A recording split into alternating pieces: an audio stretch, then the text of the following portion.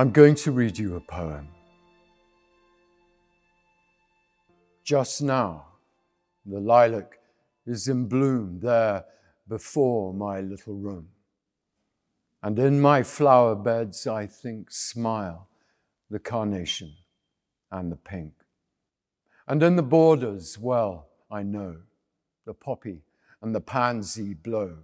Oh, the chestnuts there, summer through, beside the river, make for you a tunnel of green gloom and sleep deeply above.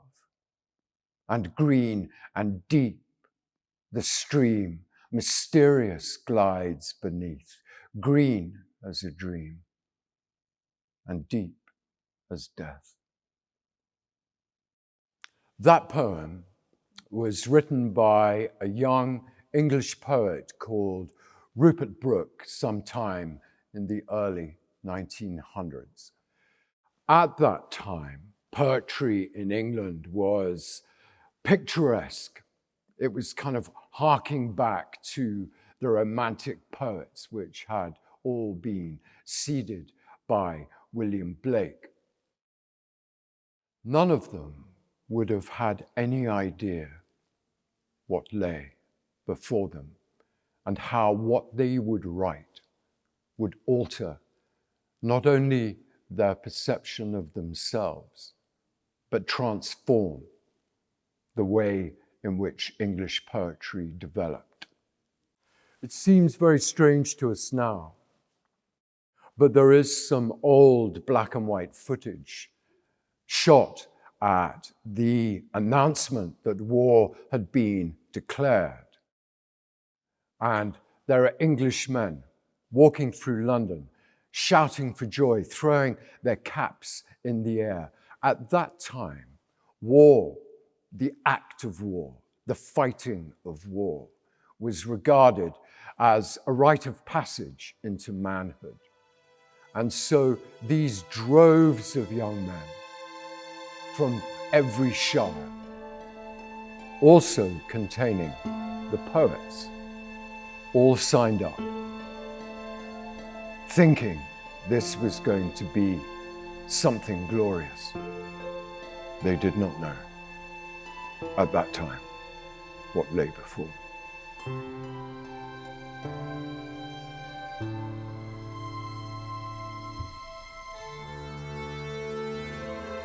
So they left England, got on a boat, took them to the front. But what they found there was just filth and degradation.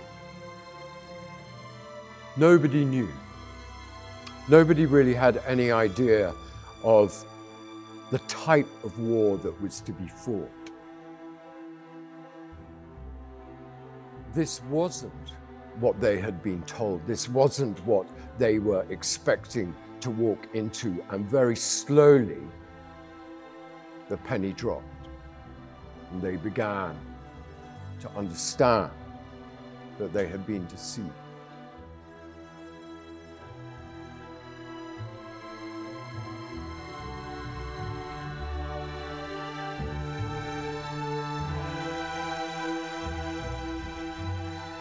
There, in the trenches, what was still alive in the minds of these young men was, first of all, this was an adventure.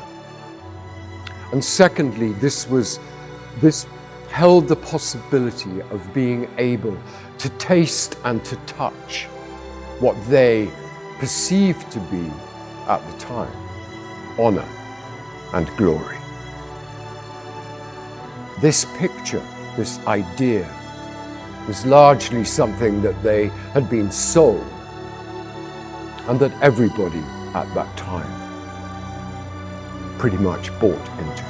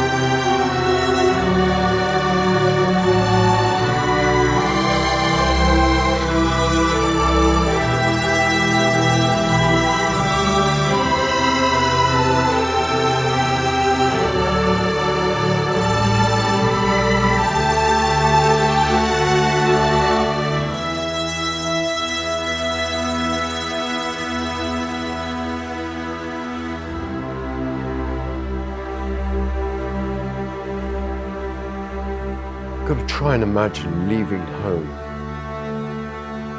Just leaving the kitchen table.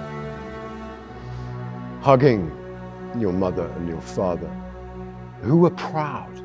They were proud of where you were going and what you had signed up to.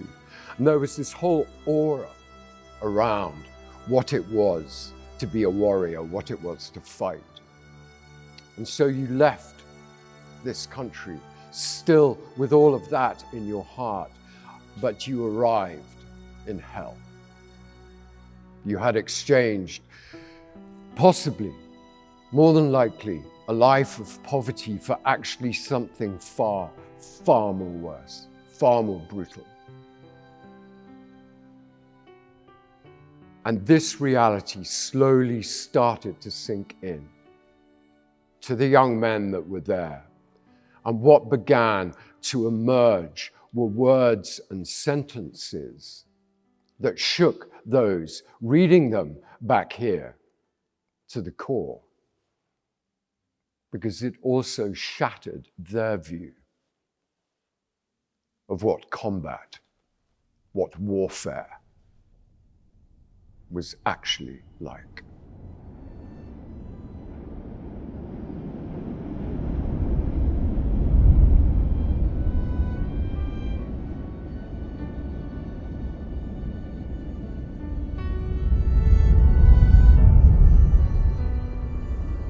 If I should die, think only this of me, that there's some corner of a foreign field that is forever England. There shall be in that rich earth a richer dust conceal, a dust whom England bore, shaped, made aware, gave, once, her flowers to love, her ways to roam, a body of England's, breathing English air, washed by the rivers, blessed by sons of home. And think this heart all evil shed away, a pulse in the eternal mind, no less, gives somewhere back the thoughts by England given, her sights and sounds, dreams happy as her day, and laughter, learnt of friends, and gentleness in hearts at peace under an English heaven.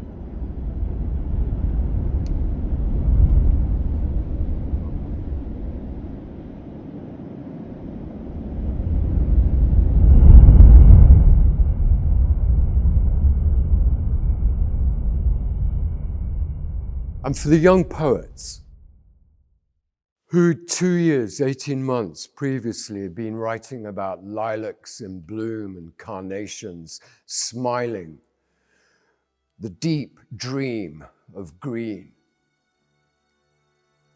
Suddenly, this world was shattered, and they found themselves having to express the pure, unbridled brutality of where they were and what they were experiencing. How young men like themselves were being not only killed, but utterly broken by what they faced. They were there to sacrifice their life, I vow, to thee, my country, or earthly things above. But we have to put ourselves there. We can't understand the words that emerged. Let's not look at this as history. It's very tempting to actually regard the words of these wonderful young poets, most of whom died, as history. But what they are describing, what they had the courage to describe, is what we now know as of war. That's how we know war. They put it down and they planted it. They spoke it. They put it in ink. And it is that legacy that now informs our view of just how brutal this reality really is. One last poem. It's called The Dead by Rupert Brooke. Blow out, you bugles, over the rich dead. There's none of these so lonely and poor of old, but dying has made us rarer gifts than gold. These laid the world away, poured out the red sweet wine of youth, gave up the years to be of work and joy and that unhoped serene that men call age. And those who would have been their sons, they gave their immortality. Blow, bugles, blow. They brought us for our dearth, holiness, lacked so long, and love and pain. Honor has come back as a king to earth and paid his subjects with a royal wage, and nobleness walks in our ways again. And we have come into our heritage.